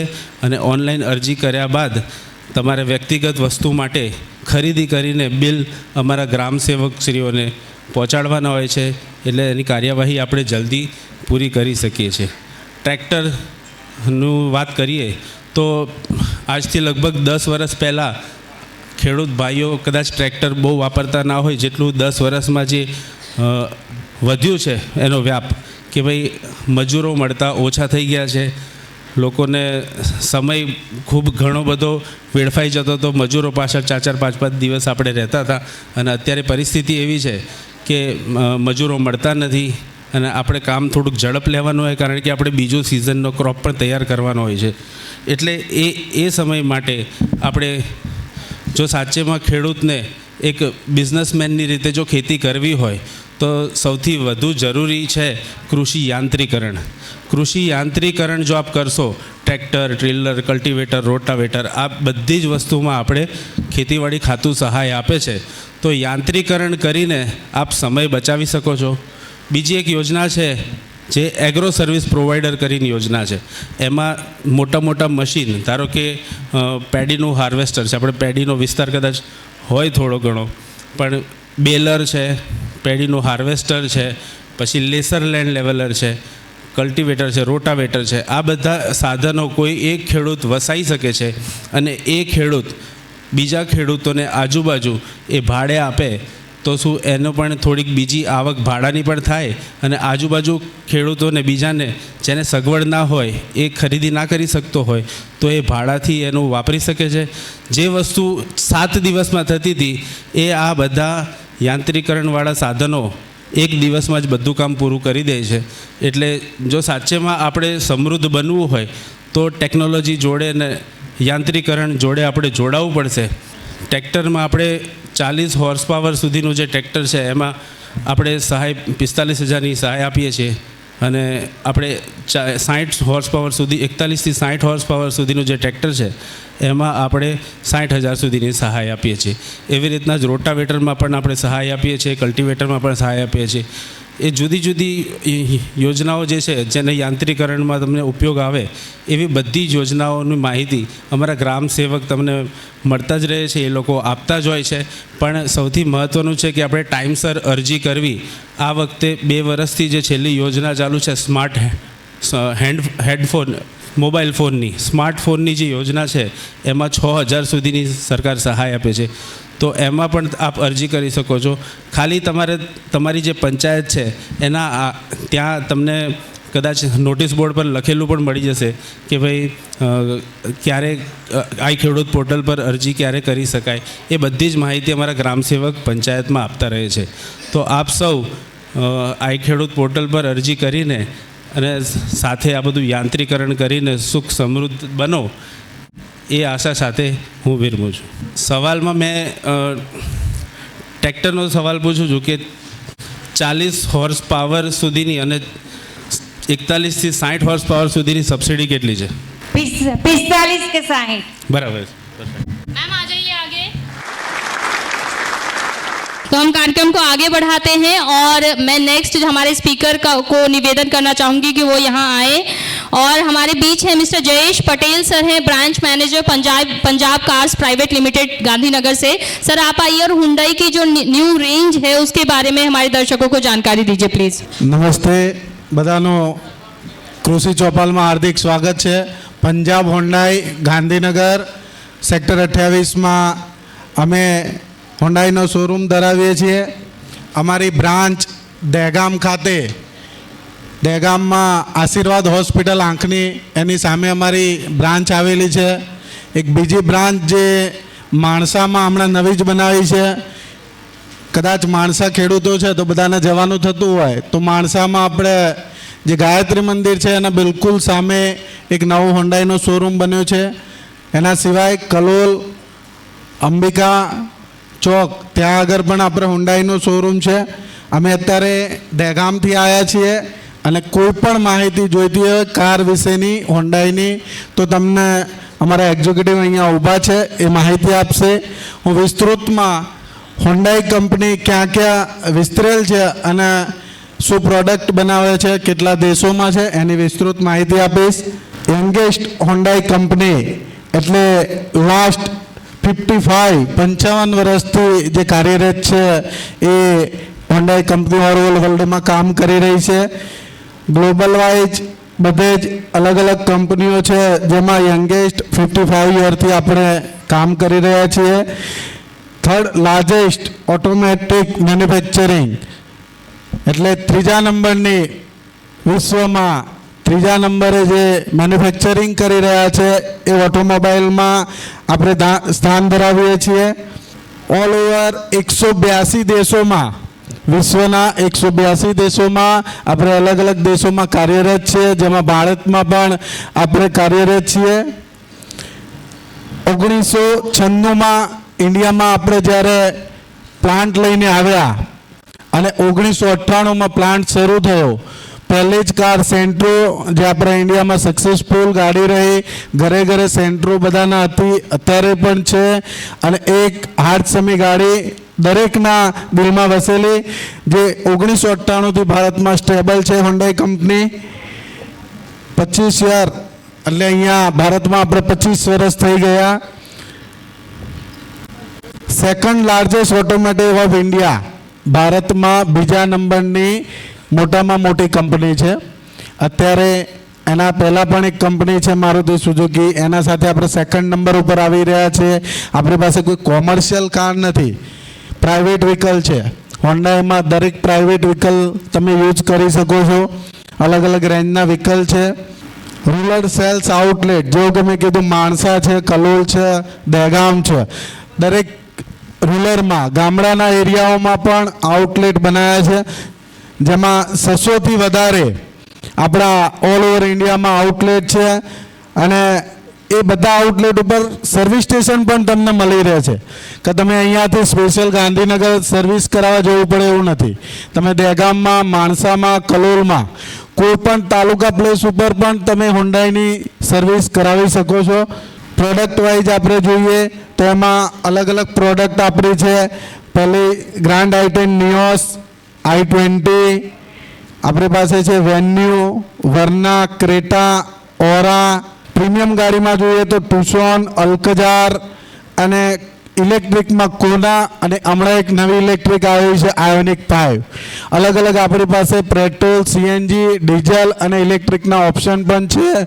અલગ અલગ ટાઈપના એન્જિન, ટર્બો ટેકનોલોજી, પેટ્રોલમાં નેચરલ ટેકનોલોજીના એન્જિન અને ડીઝલ ટેકનોલોજીના એન્જિન જે અત્યારે હાલ આપણી પાસે ચાલુ છે. ઘણી કંપનીઓમાં ડીઝલ એન્જિન બંધ થઈ ગયા છે. હોન્ડાઈ કંપની એવી છે કે હાલ પણ ડીઝલ એન્જિન તમને પ્રોવાઈડ કરી રહી છે. આપણી પાસે ટર્બો ટેકનોલોજી છે. ઘણા એવું કહેતા હોય કે ડીઝલ ગાડીમાં પરફોર્મન્સ જોઈએ એવું જ પરફોર્મન્સ પેટ્રોલ ગાડીમાં જોઈએ. તો ટર્બો ટેકનોલોજી એવું છે કે ટર્બો ટેકનોલોજીમાં આપણને ડીઝલનું પરફોર્મન્સ અને ડીઝલની માઇલેજ બંને મળશે. ડીઝલનું પરફોર્મન્સ અને ડીઝલની માઇલેજ લેવી હોય તો ટર્બો ટેકનોલોજી પેટ્રોલ ગાડીમાં પણ એ જ ટેકનોલોજીનો બેનિફિટ આપણને મળશે. આપણી પાસે ઓટોમેટિક ગાડી 5 speed automatic, 5 speed manual, 6 speed manual, IMT technology. IMT ટેકનોલોજીમાં તમારે ગાડીની અંદર ગેર શિફ્ટ કરવાનો પણ એમાં ક્લચ ના આવે તો તમે ગેર પાડવાના છે, ક્લચ દબાવવાની નથી. આ એક નવી ટેકનોલોજી છે આઈએમટી. તમારી ગેર બોક્સમાંથી ગેર પડે છે, ક્લચ ક્યાંય દબાવવાનું આવતું નથી. તો ગાડીમાં ક્લચ ના આવે અને ગેર પાડવાના તો ઇઝી થાય ચલાવવામાં. જે ઓટોમેટિક ચલાવવાની ઈચ્છા રાખતા હોય પણ ગેર પાડવાની આદત હોય તો આઈએમટી ટેકનોલોજીમાં ગેર સિસ્ટમ આપેલી છે, ક્લચ સિસ્ટમ નથી આપી. તો એક અલગ બેનિફિટ થાય ને ચલાવવામાં પણ અલગ મજા રહેતી હોય છે. ઓટોમેટિકમાં પણ આપણી પાસે 7 ડીસીટી, 6 એમટી અલગ અલગ પ્રકારના ઓટોમેટિક વર્ઝન પણ આપેલા છે. પંજાબ હોન્ડાઈ ગાંધીનગર આપણે શોરૂમ સેક્ટર 28 ડીએસપી ઓફિસની સામે આવેલો છે. મેઇન શોરૂમ 2007થી ત્યાં સ્ટેબલ છે. છેલ્લા 15 વર્ષથી ત્યાં તમારા બધાના સાથ અને સહકારથી. એના પછી આપણું ત્યાં વર્કશોપ અને સર્વિસ સ્ટેશન પણ આવેલું છે. એચ પ્રોમિસ એટલે તમારી કોઈ પણ જૂની ગાડી ખરીદવી હોય યા કોઈ પણ તમારી જૂની કાર સેલ કરવી હોય તો સરગાસણ ખાતે આપણે જૂની ગાડીઓનો પણ એક શોરૂમ આવેલો છે એચ પ્રોમિસ કરીને. આપણા ત્યાં insurance, RTO regarding, finance regarding, ગાડીને લગતું રિફાઇનાન્સ કરાવવું હોય, તમારી પાસે કોઈ જૂની ગાડી હોય ને રિફાઇનાન્સ કરાવવું હોય તો પણ ત્યાં આગળ થાય છે. ગાડીની એસેસરીઝ, ગાડીની વોરંટી લગતા કોઈ પણ વસ્તુનું સોલ્યુશન આપણા ચારે શોરૂમ ઉપર થાય છે. આપણી પાસે હાલ નવી ગાડી એક્સ્ટર આવી છે જેની પ્રાઇસ 599. આ પ્રાઇઝમાં તમને એસયુ સેગમેન્ટમાં કોઈ કંપનીની ગાડી મળશે નહીં. 599થી સ્ટાર્ટિંગ એક્સ્ટર ગાડી એસયુ સેગમેન્ટની ગાડી છે. એ હમણાં જ નવી આવી છે. તમે ટેસ્ટ ડ્રાઈવને કરવા માગતા હોય તો અમારા એક્ઝિક્યુટિવ જોડે તમે નામ નંબર લખાવશો, તમને ટેસ્ટ ડ્રાઈવ પણ પ્રોવાઈડ કરશે. તમારે ઘેર બેઠા પણ ગાડી જોવી હશે તો તમે એક ફોન કરી અને જાણ કરશો, તમારા ઘરે આવીને ટેસ્ટ ડ્રાઈવ કરાવશે, નવી ગાડીની પૂરતી માહિતી આપશે. i20 જે અહીંયા આપણે ડિસ્પ્લેમાં મૂકેલી છે તમારે જોયું તો હમણાં જ ચેન્જ થઈને ગવર્મેન્ટના નોર્મ્સ પ્રમાણે 6 એરબેગ કમ્પલસરી. દરેક ગાડીમાં 6 એરબેગ અત્યારે આપેલા છે. તો ગવર્મેન્ટના નોર્મ્સ પ્રમાણે કોઈ પણ હોન્ડાઈની કાર ખરીદશો તો એમાં 6 એરબેગ તમને જોવા મળશે. સેફ્ટી ફીચર્સ સારા એવા આપેલા છે. આ અમારો કોન્ટેક્ટ નંબર છે. જ્યારે પણ અમારી જરૂર હોય યા આના ઉપર તમે કોલ કરશો તો તરત તમને રિવર્ટ મળશે. હોન્ડાઈને લગતો કોઈ પણ પ્રશ્ન હોય અને કોઈ પણ ઇન્સ્યોરન્સ રિન્યુઅલ કરાવવાનો હોય, કોઈ ગાડીની સર્વિસ કરાવવાની હોય, કંઈ પણ તો અમારું પંજાબ કાર્ડ્સ અહીંયા ગાંધીનગર, દહેગામ, માણસા અને કલોલ આવેલું છે. આ નંબર ઉપર તમે સેવ કરી લો. આ નંબર ઉપર કોલ કરીને તમને સંપૂર્ણ માહિતી મળશે. થેન્ક યુ, આભાર. હવે સવાલ તો કેટલાય ધ્યાન રાખ્યું છે એ હમણાં આપણે જોઈએ તો ઓલ ઓવર રૂરલમાં કેટલા શોરૂમ આવેલા છે? हाँ वेरी गुड साहब, खूब सरस जवाब. आओ सर. स्टेज पे आ जाइए. तो हम आते हैं हमारे कार्यक्रम के आखिरी पड़ाव पे और हमारे बीच जो हैं आप लोगों के बीच से ही है केवीके से डॉक्टर वीके गर्ग सर है, सीनियर साइंटिस्ट कम हेड. तो सर आएंगे और सर बताएंगे नेचुरल फार्मिंग के बारे में और साथ में मिलेट की फार्मिंग की, अगर आप श्री अन्न की खेती करते हैं तो क्या फ़ायदा हो सकता है और नेचुरल फार्मिंग करके श्री अन्न की फार्मिंग अगर करें तो फिर क्या फ़ायदा होगा, इसके बारे में सर जानकारी देंगे। बधाने राम राम। कंटाळा तो नहीं ने? कंटाळा છો? સારું, હવે ઘણી બધી વાતો સાંભળી લીધી છે. ખેતીની, ગાડીઓની, ટ્રેક્ટરની અને ઘણી બધી વાતો આવી ગઈ. હવે આપણે થોડીક ખેતી રિલેટેડ બીજી વાત કરીએ. કેટલા ખેડૂતો છે જે એમ માને છે કે અત્યારે ખેતીમાં ખર્ચો વધારે છે, નફો ઓછો છે. બધા ખર્ચો વધવાનું કારણ શું? ખાતર, બિયારણ, દવાઓ, એમ જ ખર્ચો થાય છે ને, અને લેબર. એમાં મોટો ફાળો છે એનો ખાતર ને દવાનો. બરાબર.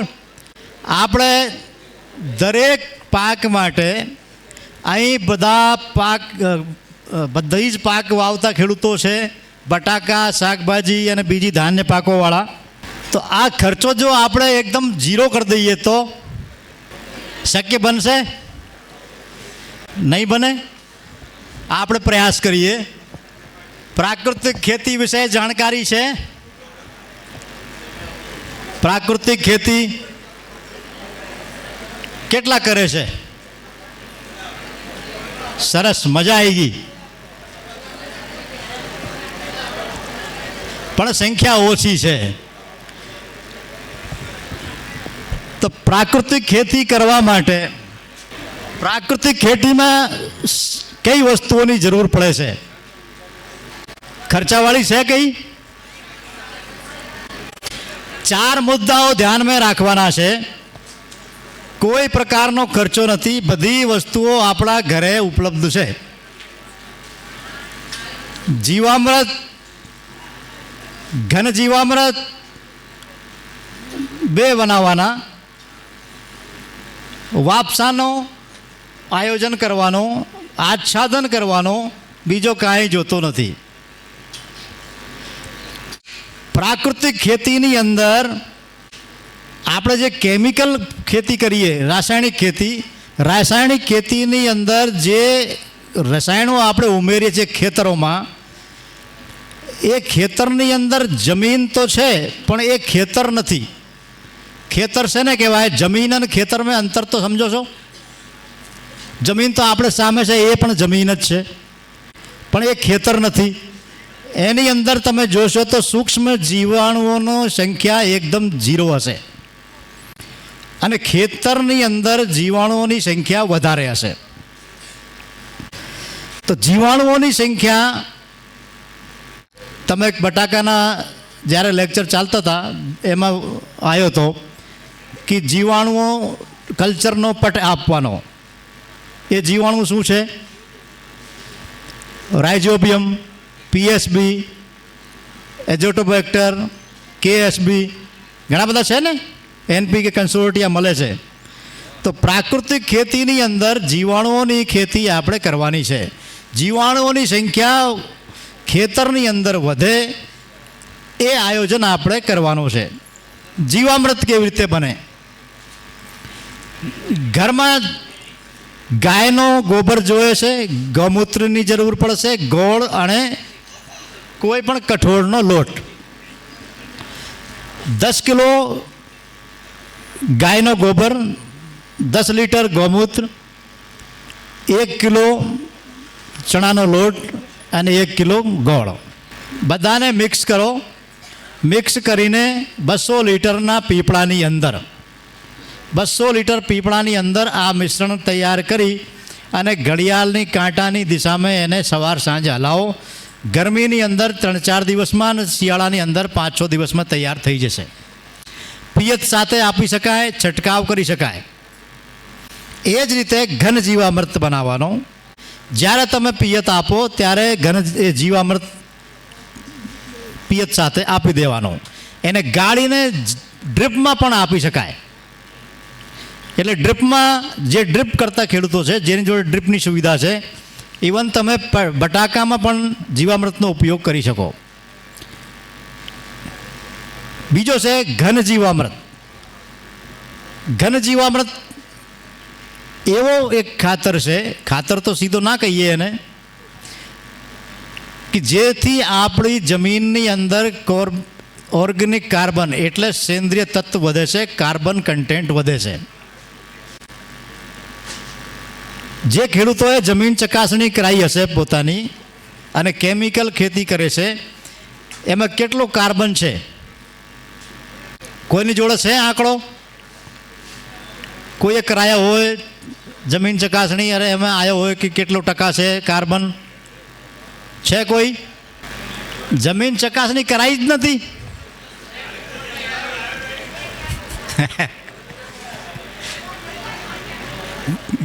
ક્યારથી નહીં આવ્યો? કેટલો ટાઈમ થયો?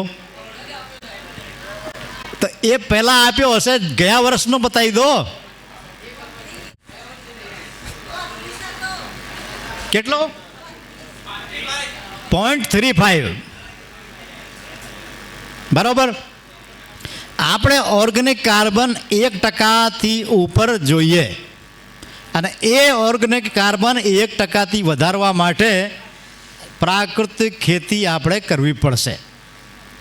આજે તમે જુઓ છો, બધા ખેડૂત મિત્રોને જાહેરમાં ના કહેવું જોઈએ, આપણે લોકોને ઝેર ખવડાવીએ છીએ, પોતે પણ ખાઈએ છીએ. શાકભાજી, અનાજ, બધી જ ખેત પેદાશોની અંદર કેમિકલ એટલે ઝેર ઉમેરાયો ગયો છે અને એ ઝેરના લીધે આજે તમે જો એટલી બધી બીમારીઓ થઈ ગઈ છે જેનો કોઈ ઈલાજ નથી. રોજ નવી બીમારી આવે છે. કેન્સરના દર્દીઓ, ડાયાબિટીસ, હાર્ટ એટેક, કેટલા બધા મતલબ પ્રોબ્લેમ થયા છે. એ બધાનો કારણ છે કેમિકલ, રાસાયણિક દવાઓનો બેફામ ઉપયોગ, રાસાયણિક ખાતરોનો ઉપયોગ. જમીન આપણી એકદમ નિર્જીવ થઈ ગઈ છે. એની અંદર તમે ક્યારે જોશો અળસિયા જોવા જ નહીં મળે. જે અળસિયા પહેલાં ચોમાસાની અંદર રોડ ઉપર એમને ફરતા હતા, પછી આપણે શરૂઆત કરી કે અળસિયાનો ખાતર ચાલુ કરી દીધો. હવે અળસિયા જે કુદરતે આપેલા હતા એ આપણા સાચા મિત્ર છે. હવે એ મિત્રોને આપણે મારી નાખ્યા કેમિકલથી, તો પછી શું થાય? એ જમીન આપણી નિર્જીવ થઈ ગઈ છે. પાણી સંગ્રહ કરવાની ક્ષમતા ઓછી થઈ ગઈ છે. કાર્બન ઘટી ગયો અને જમીન કઠણ થઈ ગઈ છે. વહેલો પિયત આપવું પડે. પહેલાં 3-4 પાણી મેં ઘઉં પાકતા હતા, અત્યારે 5-6 પાણી 6 તો કમસે કમ આપવા જ પડે. બરાબર છે? તો આનાથી આપણે બચવું છે. આપણા દેશ માટે, આપણા રાજ્ય માટે, આપણા પોતાના પરિવાર માટે વિચાર કરીને પ્રાકૃતિક ખેતી અપનાવવાની જરૂર છે. બરાબર. પ્રાકૃતિક ખેતીની અંદર કોઈ પ્રકારનો ખર્ચો નથી. આપણને સિર્ફ ફક્ત ને ફક્ત ગાયનો ગૌમૂત્ર અને ગોબરની જરૂર છે. બીજી વસ્તુ આપણા ઘરમાં ઉપલબ્ધ છે. તો આપણે ગામની અંદર પ્રાકૃતિક ખેતીનો આપણે એફએમટી ટીએમટી પણ ભણેલા છે આપણામાંથી કોઈ એફએમટી છે? એ મને દેખાઈ ગયા. શું તકલીફ છે? તો જે ખેડૂતો હાલ પ્રાકૃતિક ખેતી કરે છે એ ખેડૂતોના ખેતરે આપ મુલાકાત લો અને મુલાકાત લઈને જે કંઈ મૂંઝવણ હોય, એ કોઈ સવાલ હોય તો એનું નિરાકરણ કરી અને એ શરૂઆત કરો. આપણી જોડે 10 વીઘા 5 વીઘા જમીન છે તો જરૂરી નહીં આખી જમીનમાં કરી દેવાનો એક જ ધારે. 1 વીઘાથી શરૂઆત કરવાની.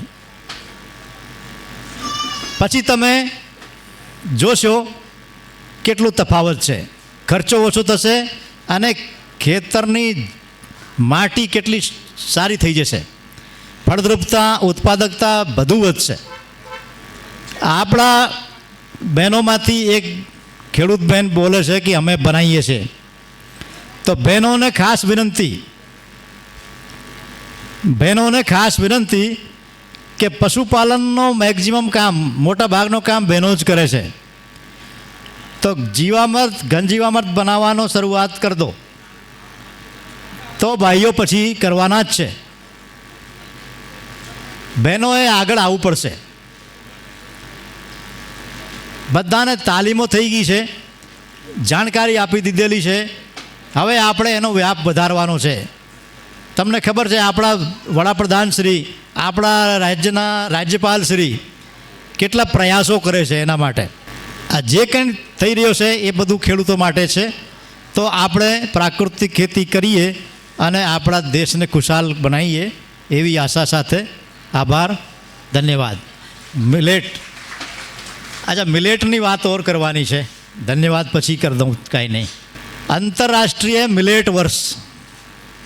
મિલેટ શું છે? અંગ્રેજી વર્ડ છે, પણ હવે અંગ્રેજી બધાને આવી ગયો છે મોઢા ઉપર. મિલેટ એટલે બરછટ ધાન, શ્રી અન્ન. થોડા દિવસ પહેલાં તમે ટીવીમાં જોયો હશે, આપણે દિલ્હીમાં એક પ્રોગ્રામ હતો, એમાં વડાપ્રધાનશ્રીએ એનું ઉદ્ઘાટન કર્યું, અમે બોલ્યા હતા. એની અંદર આપણે મોટા ભાગના વિસ્તારમાં, આપણા જિલ્લામાં જે વપરાય છે બાજરી, જુવાર, રાગી, બંટી, નામ તો સાંભળ્યો છે. જુવાર બાજરી આપણે જાણીએ એ મિલેટ છે. જીરો કોણ બોલ્યો? સામો. હા, સામો. એ બધા બરછટ ધાન છે. હવે બહેનોને ખબર છે, આપણે ઉપવાસ કરીએ છીએ, બરાબર? 11નો ઉપવાસ કરીએ છીએ ને, રાજગરો, ઘણા બધા ઉપવાસ છે, હું નામ નહીં જાણતો બધાનું. તો એ દરેક ઉપવાસની અંદર ઘઉંનો લોટનો શીરો ખવાય? તો રાજગરો, પહેલાં આવે આપણે સામો, બીજો મોરૈયો, એ બધા જ મિલેટ છે. શ્રી અન્ન એને કહીએ અને બરછટ ધાન કહીએ છીએ. એની અંદર ઘઉં ચોખા કરતાં વધારે પ્રમાણમાં કાર્બોહાઈડ્રેટ હોય છે અને પ્રોટીન પણ વધારે હોય છે. અને એને આજની તારીખમાં આ જે ધાન્ય છે એ 5 સ્ટાર હોટલો સુધી પહોંચી ગયા છે. 5 સ્ટાર હોટલોમાં પણ પહોંચી ગયા છે. એને સુપરફૂડ કહેવામાં આવે છે. સુપરફૂડ એટલે એનાથી શરીરને તાકાત મળે છે. બીજો, એના રોગોથી લડવાની શક્તિ, એટલે ઇમ્યુનિટી વધારે છે. તો આજે કોરોના કાળ પછી એની ડિમાન્ડ વધી છે. જે શ્રી અન્ન, ઘણા બધા નામો આપણે જાણતા નહોતા, હાલ નામ જાણતા થયા અને એની ખેતી પણ કરતા થયા. આપણા જિલ્લામાં ઓછી થાય છે, પણ થોડી ઘણી થાય છે ખરી. તો એનો વ્યાપ વધારીએ.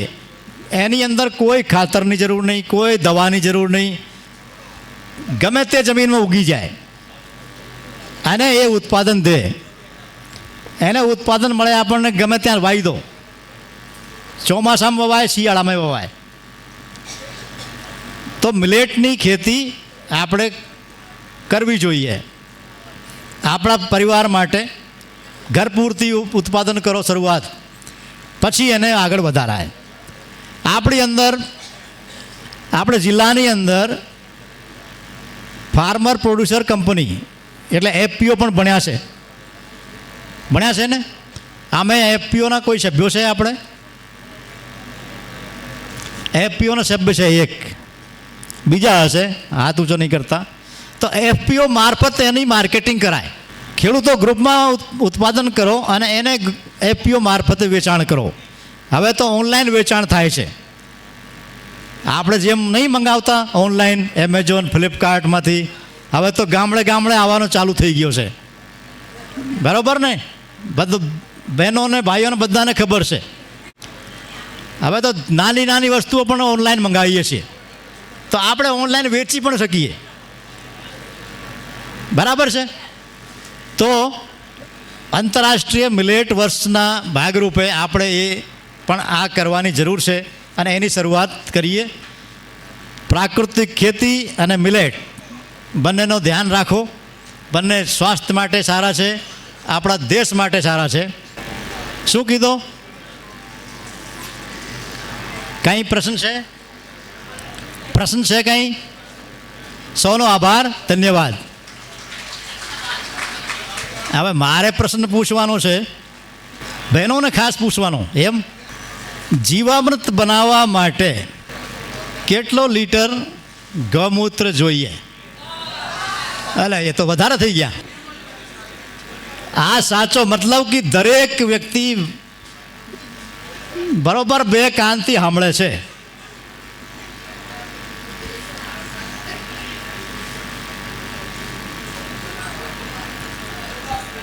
હે, સરસ. જે બહેને પૂરેપૂરી માહિતી આપી છે એ બોલાવો. बहुत बहुत धन्यवाद सर, हमसे जुड़ने के लिए, तमाम जानकारी देने के लिए। तो अब हम जो है वो हमारे कार्यक्रम के आखिरी पड़ाव पे आते हैं और कुछ जो हमारे बीच प्रगतिशील किसान हैं उनको हम सर्टिफिकेट देंगे। दिलीप भाई रजू सिंह राणा जी धनप से हमारे बीच हैं। मणि लाला बवा भाई पटेल गियोट से। नेक्स्ट जो है वो शंकर जी रणछोड़ जी ठाकुर जी। नेक्स्ट है भरत भाई मोती भाई पटेल जी। देवेंद्र भाई बाबू भाई पटेल जी हैं सिहोली से। रत्तीलाल सोलंकी जी हैं नवापुरा से। धनाजी ठाकुर जी हैं बजापुरा से। विष्णु भाई ज्योति भाई पटेल जी हैं। अर्जुन जी ठाकुर जी हैं। रमेश भाई पटेल जी हैं लवारपुर से। हरि भाई करसन भाई पटेल जी हैं छाला से। अमृत भाई हरगोविंद दास पटेल जी। कोडा जी पोपट जी गोहिल जी। कानू भाई ठाकुर जी सिहोली मोटी से। जसू जी बड़देव जी। लक्ष्मण भाई कामा भाई पटेल जी। विष्णु भाई खोड़ीदास पटेल जी। तो इसी के साथ मैं बहुत बहुत धन्यवाद करना चाहूँगी हमारे जितने भी एक्सपर्ट थे। मैं आप सभी का बहुत बहुत धन्यवाद कि आप लोगों के सहयोग के बगैर ये कार्यक्रम सफल संभव नहीं हो पाता। इसके साथ मैं बहुत बहुत धन्यवाद करना चाहूँगी हमारे जितने भी एक्सपर्ट रहे हैं और किसान भाई बहन रहे हैं। आप लोगों का बहुत बहुत धन्यवाद कि यहाँ आए, आप लोगों ने अपना कीमती समय हमें दिया और इतनी सारी जानकारी जो है वो लेने की कोशिश किया। तो ये कार्यक्रम हम Hyundai motors India limited, Gujarat agriculture department, JK tyres, Adiya foundation के सहयोग से कर रहे हैं। तो फिलहाल के लिए आज के किसान चौपाल में बस इतना ही। आप नंबर नोट कर सकते हैं। पंजाब हुंडई का नंबर है 7820003300। जेके टायर्स का टोल फ्री नंबर है 1800-258-1100। ग्रीन टीवी का व्हाट्सएप नंबर है 8097864300। तो फिलहाल के लिए आज के किसान चौपाल में बस इतना ही। मुझे दीजिए इजाजत। आप बने रहिए हमारे साथ और देखते रहिए ग्रीन टीवी। नमस्ते। देखिए ग्रीन टीवी यूट्यूब पर भी, बस सब्सक्राइब करें और बेल आइकन दबाएं।